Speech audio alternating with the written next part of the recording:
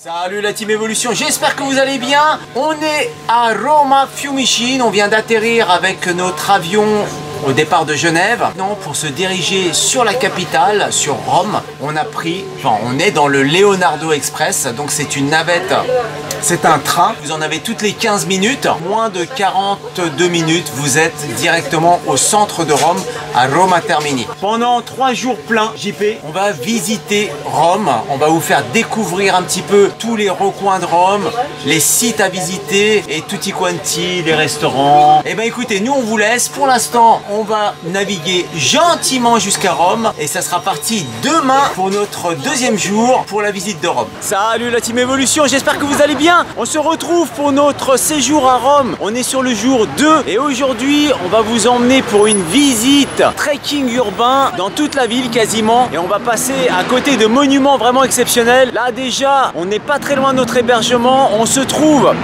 à Santa Maria Maggiore, qui est l'une des 4 basiliques les plus importantes de Rome. Je vous laisse découvrir.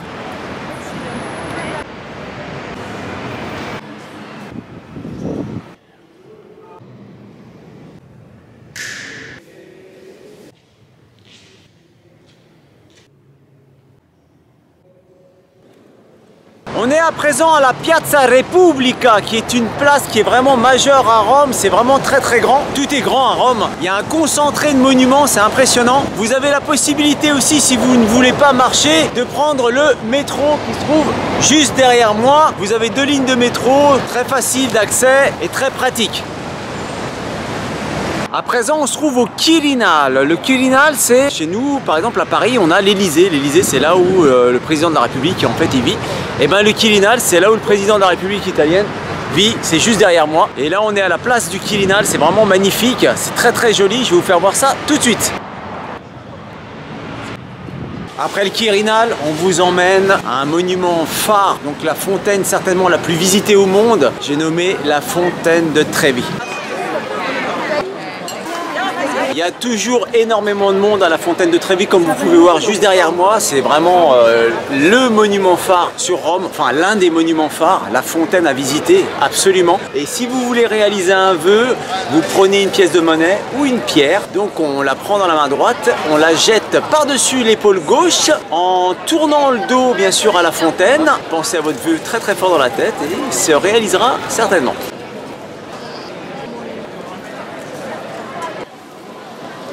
Ouais, c'est bon, elle est dans l'eau. Alors comme vous pouvez voir juste derrière moi, vous avez des employés communaux qui sont en train d'aspirer les pièces. Alors ces pièces, bien sûr, vont directement à la ville et la ville les reverse à une œuvre caritative. C'est à peu près 600 000 € qui sont récupérés chaque année.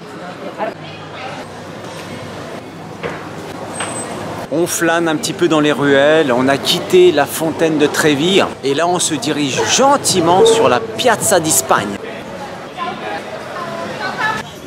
On se trouve actuellement à la Santa Trinità del Monto qui est juste derrière moi. On est sur les hauteurs de la ville. Il faut savoir que Rome, c'est la ville aux 7 collines. Rome, c'est la ville éternelle. Et je vais vous faire voir tout autour de nous, c'est encore magnifique. On surplombe la Piazza di Spagna qui se trouve juste en dessous. Bien sûr, derrière moi, vous avez aussi la Villa Médicis où se trouve l'Académie de France et tutti quanti.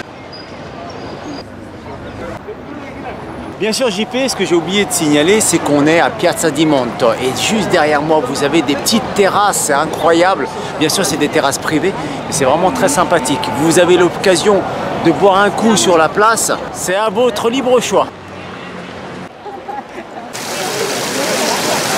On se trouve à la Piazza di Spagna, qui se trouve juste en bas des escaliers lorsque vous partez de la Trinità del Monte. Et c'est vraiment magnifique. Donc il faut savoir que ces escaliers ont été fabriqués à la demande des Français, bien sûr, parce que juste au-dessus vous avez la Villa Médicis qui abrite l'Académie de France. Et puis sachez que sur la place, ici la Piazza di Spagna, pourquoi ça s'appelle la Piazza di Spagna? Parce qu'il y a l'ambassade d'Espagne qui est pas très loin.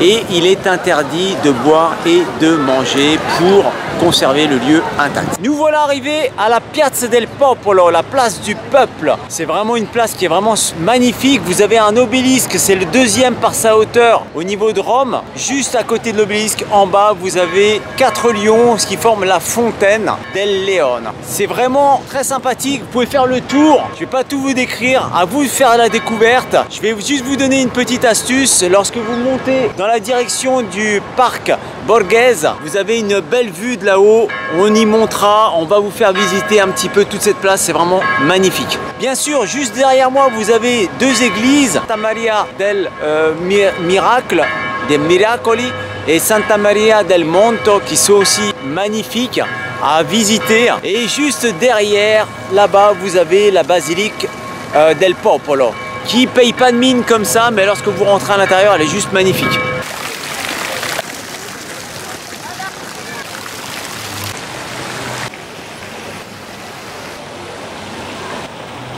On se trouve à la place du Pincio. C'est un point de vue qui est vraiment extraordinaire. On a vraiment une belle vue sur toute la ville de Rome. Je vais vous faire voir ça dans un instant. Juste pour vous dire que ici, à cet endroit-là, on se trouve au nord-ouest de la Villa Borghese, du parc Borghese, qui est l'un des parcs les plus beaux d'Italie. Vous avez une surface pour vous promener à l'intérieur de 80 hectares, donc pour vous dire qu'il y a de la place. Et c'est vraiment un lieu privilégié pour les Romains. La ville l'a racheté à la famille Borghese en 1903, qui en fait un parc complètement gratuit.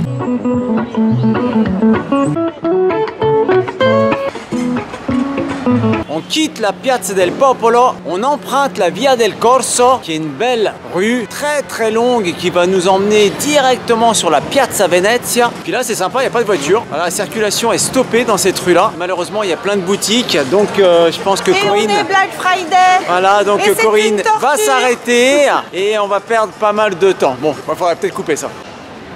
Ne négligez pas, prenez des forces parce que la visite est encore longue.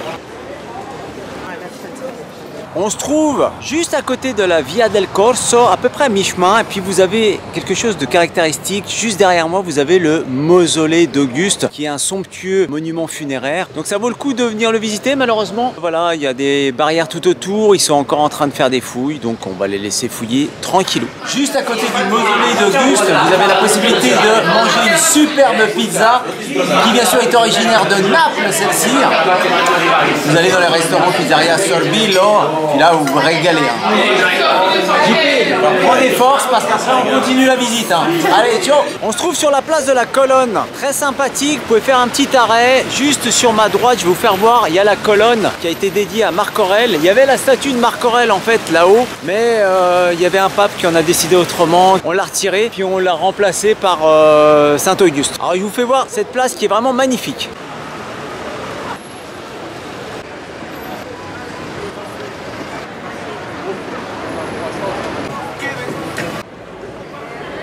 Alors des monuments en veux-tu en voilà à Rome, il n'y a pas besoin de faire plus de 50 mètres pour tomber sur une place avec un obélix, ou tomber sur une place avec un monument historique, ou tomber sur des ruines romaines. Franchement, vous avez vraiment la totale.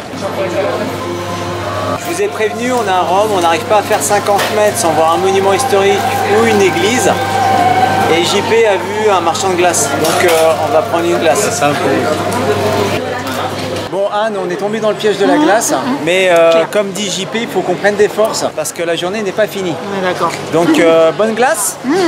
On se trouve actuellement au Panthéon. Le Panthéon monumental, c'est là où repose notamment le roi Victor Emmanuel II, premier roi d'Italie. Et le monument est toujours debout depuis plus de 2000 ans. Alors juste pour la petite info, depuis le 3 juillet 2023, c'est-à-dire cette année, le Panthéon, la visite du Panthéon est payante. Donc ça commence à venir tout doucement, les visites payantes, et malheureusement ce monument en fait partie. On va le visiter de l'extérieur.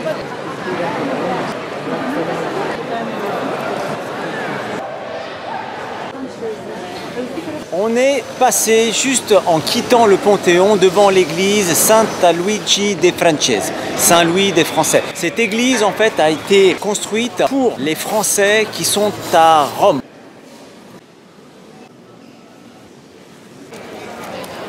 Vous avez des poteaux juste devant l'église ici. C'est tout simplement pour éviter que les voitures aillent se garer derrière vers le Sénat. Sur ces poteaux ici, je vous déconseille de vous asseoir, sinon vous aurez quelqu'un de la garde qui vous dira gentiment de vous relever. Pourquoi? Parce que dessus est gravé le symbole du Sénat. J'ai oublié de vous dire une petite chose, c'est que le peintre qui a peint les peintures dans l'église Luigi de Francesi, c'est Caravage, un célèbre peintre de 1500 à peu près. Juste à côté du Sénat qui se trouve juste derrière moi, vous tombez naturellement sur la place Navona. La place Navona, et qui est vraiment magnifique. On va vous la faire visiter.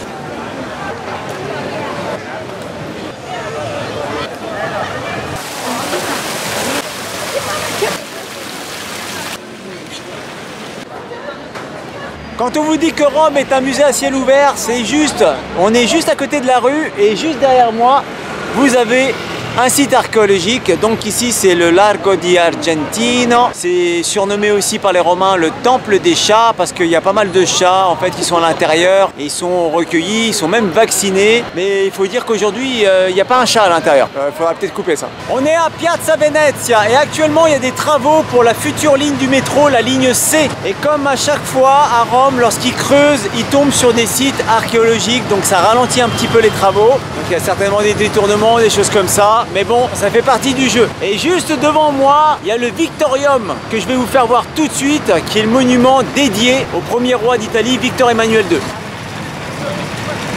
Les Romains le surnomment le Victorium. On le surnomme aussi la machine à écrire. Il porte différents nœuds. Non, pardon. Des formations montagnardes, différents nœuds. Il faudrait peut-être couper ça. Vous l'avez compris, c'est vraiment le monument phare, tout en marbre blanc. C'est quelque chose de monumental, c'est vraiment très sympathique. Il est gratuit. Vous avez aussi à son pied la tombe du soldat inconnu. C'est un petit peu comme sur les Champs-Élysées au niveau de l'Arc de Triomphe. C'est exactement la même chose. Si jamais vous voulez accéder au toit pour avoir une vue sur Rome, là il faut savoir que l'ascenseur est payant.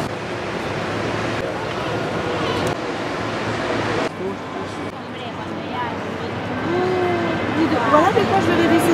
C'est un poisson ou un dauphin.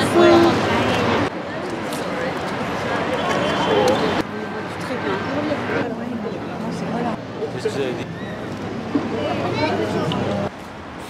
Juste à côté du Victorium, lorsque vous sortez, vous faites première à gauche. Ce que je vous conseille de faire, c'est le Capitole. Le Capitole qui, depuis l'Antiquité, est le centre de Rome. Juste après le Capitole, vous continuez votre chemin et vous tombez juste derrière moi sur le Forum romain. Donc le Forum romain, il y a un billet normalement pour y rentrer. Donc nous, on va juste le visiter de l'extérieur. Étant donné que là, il commence à faire nuit, mais c'est vraiment magnifique.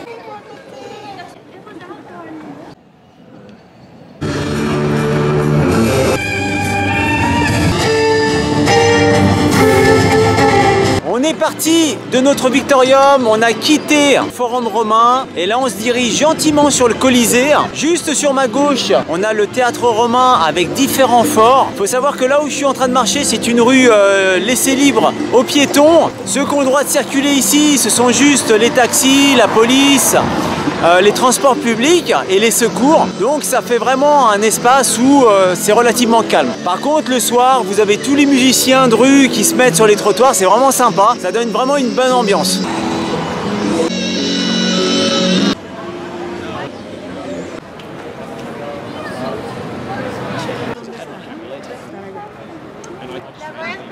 Eh bien les amis, on y est, le Colisée qui était un théâtre à l'époque où se déroulaient les jeux et où il y a eu pas mal de morts, que ce soit hommes ou animaux. Ça a été vraiment atroce et c'est ici que les Romains venaient se divertir, juste derrière moi. C'est aussi grand qu'un stade de foot, c'est immense et il est encore très bien conservé. Il se visite bien sûr, donc à vous de prendre des billets de coupe-fil, essayez de les combiner avec les billets du Forum romain et puis du Palatin.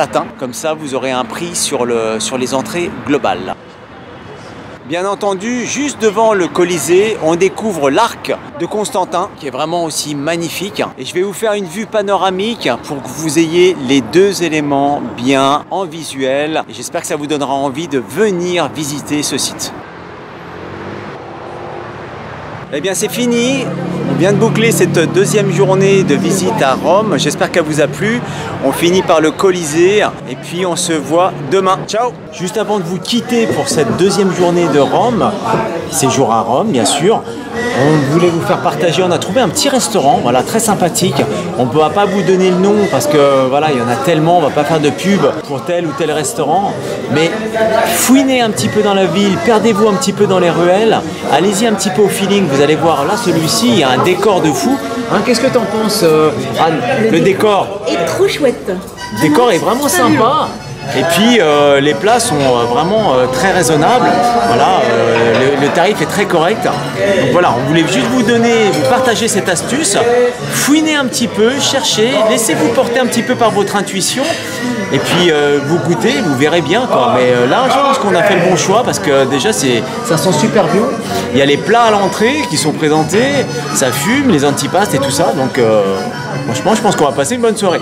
Et ben écoutez, je vous laisse et je vous donne rendez-vous demain. Ciao ciao, Arvipa. Salut la team Evolution, j'espère que vous allez bien. On se retrouve pour notre séjour à Rome. Nous sommes au jour 3 et aujourd'hui on va visiter le Vatican et la chapelle Sixtine.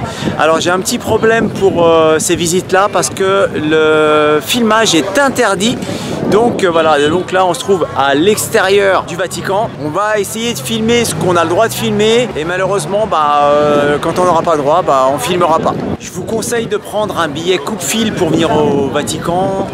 Et si jamais vous devez faire aussi la chapelle Sixtine, je vous conseille vraiment vivement de prendre un billet coupe-fil parce qu'il y a du monde. Et là on est au mois de novembre et il y a un monde de fou. Donc nous on va commencer par les jardins extérieurs, c'est vraiment magnifique.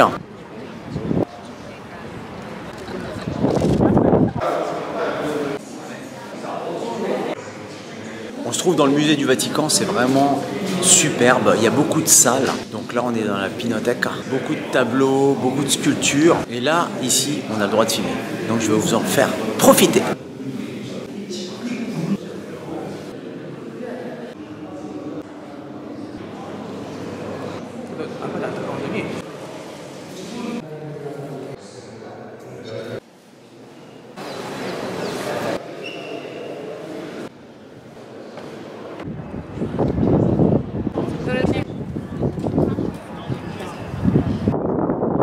Comme vous pouvez le voir derrière moi, il y a vraiment beaucoup de monde. Il n'y a pas d'horaire spécifique pour avoir moins de monde, donc venez tôt éventuellement, puis après faites les choses les plus essentielles pour vous, puis après perdez-vous dans les galeries, les différents musées.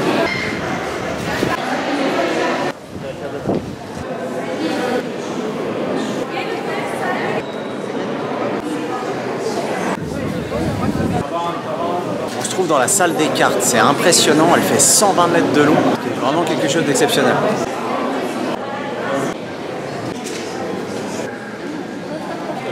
On vient de sortir de la chapelle Sixtine, à savoir que dans la chapelle Sixtine, c'est même pas la peine que tu dégaines ton appareil photo, ton téléphone ou alors ta caméra vidéo, parce que de toute manière, il y a une multitude de gardiens, c'est un truc de fou, donc tu peux absolument rien faire. Donc on continue la visite. On en a fini avec le Vatican et la chapelle Sixtine. C'est vraiment un très gros morceau à visiter. Si jamais vous êtes passionné en fait des musées, prévoyez pas mal de temps, éventuellement même la journée entière. Et encore même la journée entière, c'est limite. C'est beau, c'est vrai que c'est super, c'est splendide, mais il y a beaucoup de monde, donc il y a un peu de brouhaha, donc on piétine.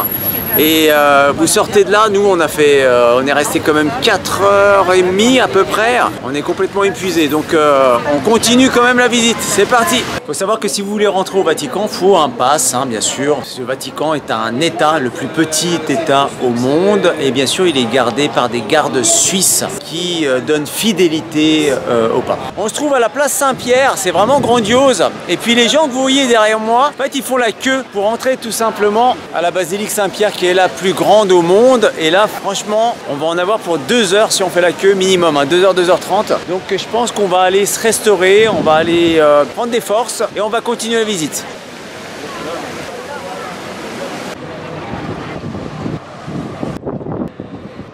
Juste à 5 minutes de la place Saint-Pierre, vous avez le Castel Sant'Angelo qui est juste derrière moi. Il a été construit à la base pour être le mausolée d'Adrien, et puis au fur et à mesure des années et des siècles, ça s'est transformé même en prison. Pour la petite anecdote, c'était un lieu de protection parce que c'était imprenable si jamais il y avait un conflit. Donc les papes qui étaient à Saint-Pierre avaient un passage souterrain pour venir jusqu'à ce château, Castel Sant'Angelo, et comme ça ils pouvaient y rester à l'abri en cas d'invasion.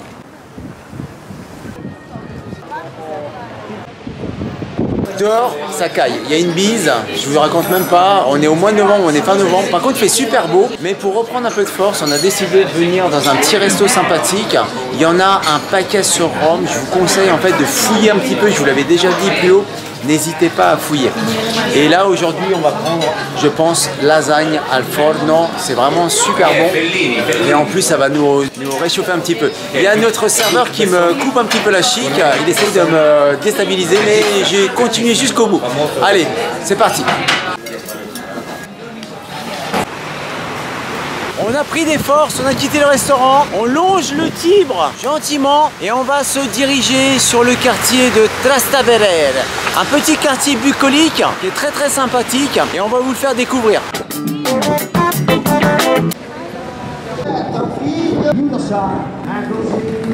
Donc comme je vous disais, petit quartier bucolique, pas mal de petits restos, pas mal de petites boutiques sympas, c'est assez étroit, des petites ruelles assez étroites, c'est vraiment sympa. Je pense que de nuit ça doit bien donner, mais bon, je vous le fais visiter 2 jours.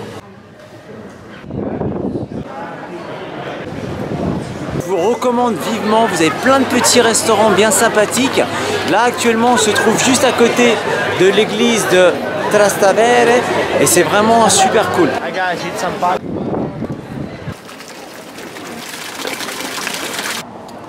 On se trouve à la place des Chevaliers de Malte, on vient de quitter le quartier de Trastevere où c'était vraiment très sympathique. Et là, on se trouve à une attraction très particulière. Vous voyez, il y a la queue devant moi, derrière moi. Là-bas, au niveau du portail, on va pouvoir observer à l'intérieur de ce trou de serrure une vue splendide sur Rome. Donc on va aller découvrir tout ça. C'est vrai, c'est vrai. Waouh! Super! C'est joli? Ouais, super!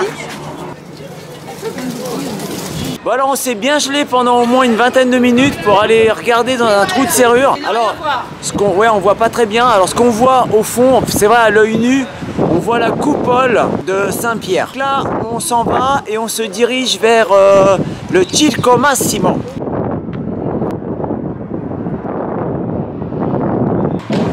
On a une manifestation juste derrière nous, mais qui est bon enfant. Et là, on se dirige direction San Giovanni in Laterano pour vous faire découvrir ce secteur qui est vraiment aussi superbe. On arrive gentiment à San Giovanni in Laterano. On va essayer de vous faire voir Santa Scala qui est juste à côté. Il faut savoir que Rome, c'est un endroit de pèlerinage, donc on vient du monde entier. Puis il y a toujours pas mal de monde. Alors aujourd'hui c'est exceptionnel parce qu'étant donné qu'il y a une manifestation dans le centre de Rome au niveau du Colisée, les routes, il n'y a personne, il n'y a que des piétons et c'est super agréable.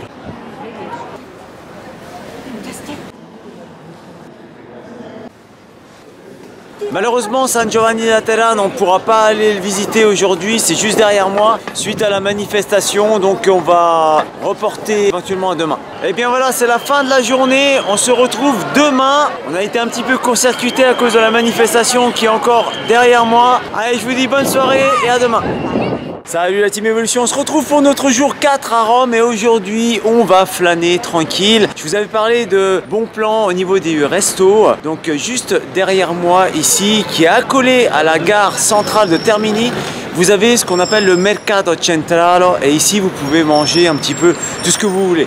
Bistec à la Fiorentine, pollo alla romane, etc., etc. Vous avez vraiment le choix et la diversité.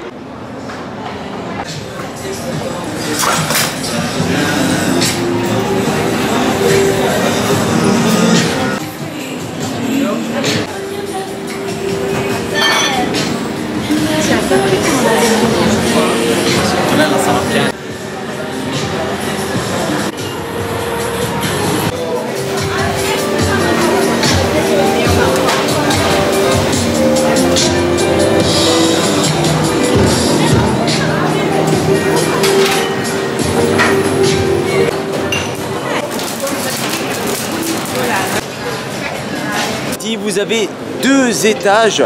Vous avez de la place partout, franchement c'est un petit peu bruyant. Bon là c'est le matin, ça va encore, mais vous avez la possibilité de manger un peu ce que vous voulez. On a quitté le Mercado Central. Le Mercado Central, je vous le rappelle, il est ouvert de 7h30 à minuit. Là on se trouve à côté du parc Victor Emmanuel II. Il y a des ruines encore à l'intérieur. Comme je vous l'ai dit précédemment, vous ne pouvez pas faire 50 mètres sans tomber sur des ruines historiques. C'est vraiment très sympa. Vous avez quelques parcs à Rome comme ça, comme celui-ci, un petit peu éparpillé dans tout Rome. C'est super agréable, surtout lorsque vous voulez faire une petite pause, surtout en été, parce qu'ils sont ombragés comme ça. Vous mettez sous les arbres, protégez un peu de la chaleur, c'est sympa. Bon, par contre là, on est fin novembre, ça caille, on garde la Gore-Tex et on continue la visite. On vient de revenir sur San Giovanni in Laterano parce que, rappelez-vous, hier, il y avait une manifestation très pacifique. On n'a pas eu de soucis, mais par contre, par mesure de sécurité, ils avaient fermé la basilique. Il faut savoir que San Giovanni in Laterano, qui se trouve juste derrière moi, fait partie des 4 basiliques, du top 4, des plus grandes basiliques à Rome. Et juste à côté, vous avez la Scala Santa qu'on a visité hier. On va aller vous faire découvrir l'intérieur de San Giovanni in Laterano.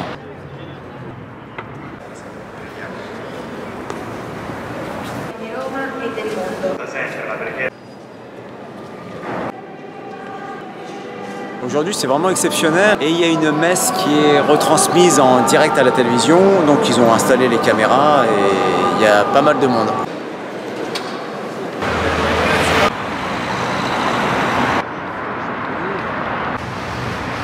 On vient d'arriver au terme de Caracalla. C'est une visite que je vous conseille. Nous, on est un peu juste aujourd'hui parce qu'on a encore pas mal de choses à faire. Mais l'intérieur est assez bien conservé. Vous avez des belles mosaïques. Et puis, il faut savoir que cette terme pouvait accueillir jusqu'à 6 à 8 000 personnes. C'est incroyable.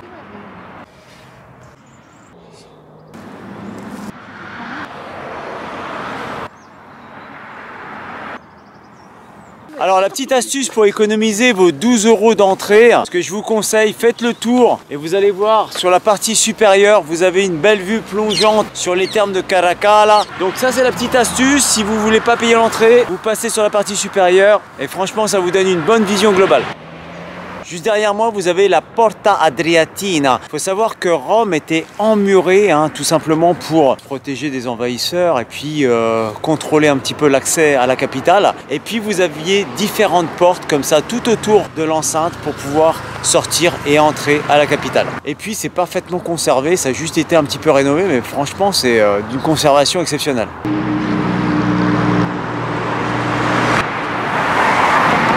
À la demande de Anne, qui veut aller voir le quartier du Street Art à Rome, voilà, on est sorti vraiment des sentiers battus et on va vers la Tor Marancia.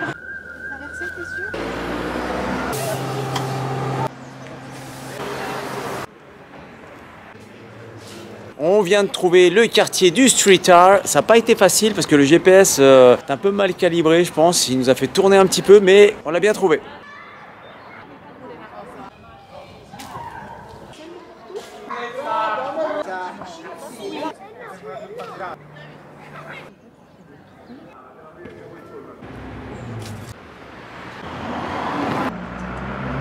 On remercie Anne pour nous avoir fait visiter le quartier du Street Art. C'est vraiment super. On fait juste une boucle supplémentaire d'une quinzaine de kilomètres aujourd'hui. Donc il faut dire qu'on est dimanche matin, donc comme ça fera le petit trek. Mais c'est un trek urbain, on le rappelle. Visite de Rome mais en trek urbain, donc on va accuser quand même pas mal de kilomètres à la fin du séjour. Et là, on a trouvé une petite pizzeria qui fait des pizzas al taglio, c'est la spécialité à Rome. Voilà, c'est exactement ça. Et c'est vraiment très sympathique, donc on reprend des forces et on y retourne. Juste derrière moi, on vient d'arriver aux pyramides de Cestus, enfin la pyramide de Cestus, et puis on trouve aussi la Porta San Paolo.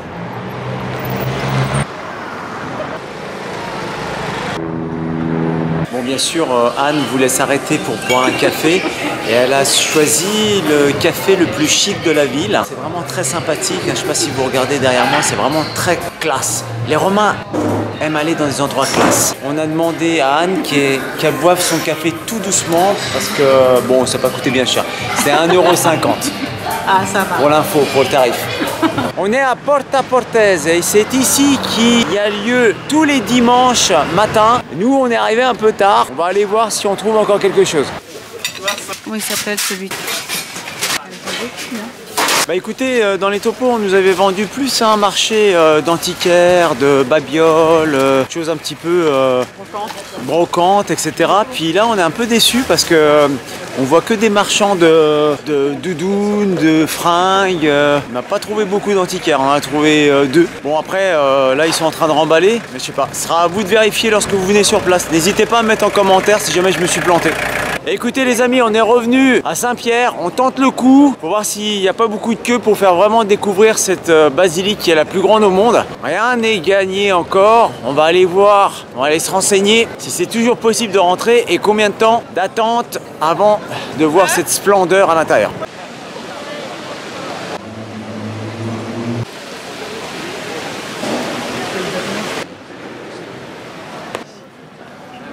Eh ben écoutez les amis, on a passé la première porte de contrôle, donc là c'est un scan complet comme si vous étiez à l'aéroport, hein. C'est exactement la même chose, les mêmes machines. Et puis là on se dirige gentiment vers une deuxième porte de contrôle, très rapide, et on va pouvoir rentrer à la basilique Saint-Pierre.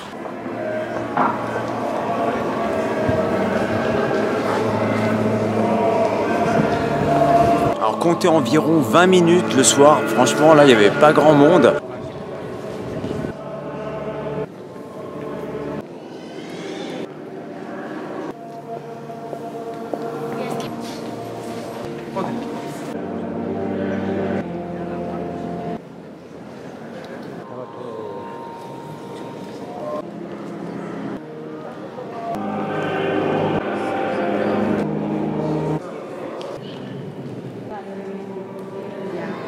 On en a fini avec la visite de la basilique Saint-Pierre. Elle a des dimensions vraiment monumentales.